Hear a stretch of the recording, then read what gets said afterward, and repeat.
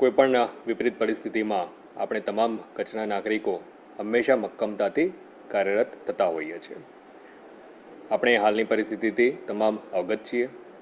કોઈપણ નાગરિકે આ પરિસ્થિતિમાં ગભરાવાની જરૂરિયાત નથી, પરંતુ આપણે સૌએ સતર્કતા દાખવવાની ચોક્કસપણે જરૂરિયાત છે.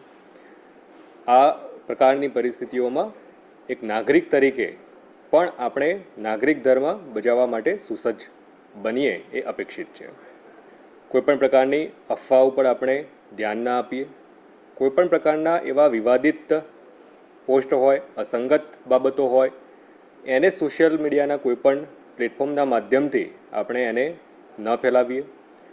હાલમાં આપણને ખ્યાલ છે, ડ્રોન ઉડાડવું, ફટાકડા ફોડવા, આ પ્રકારની જે પ્રવૃત્તિઓ છે કે જે લોકોમાં ભય ઉપસ્થિત કરી શકે છે, એવી કોઈપણ આપણે બાબતોથી દૂર રહીએ એ પણ અપેક્ષિત છે.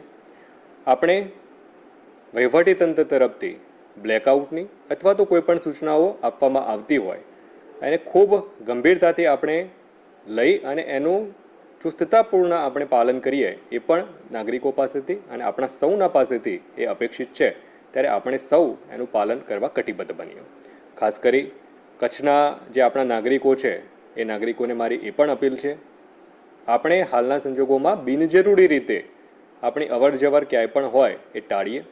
આપણા વડીલો, આપણા જે પણ બાળકો અને પરિવારના એવા જે પણ લોકો છે કે જેમની સુરક્ષા સુનિશ્ચિત કરવી આપણા પોતાના હાથમાં છે. એમની સુરક્ષા અને એમની ચિંતા આપણે સૌ પ્રથમ કરીએ. મારી આપ સૌને વિનમ્ર અપીલ પણ છે, નાગરિક ધર્મ તરીકે આપણે સૌ સ્વૈચ્છિક બ્લેકઆઉટમાં પણ સહયોગ આપી અને જોડાવવું જોઈએ.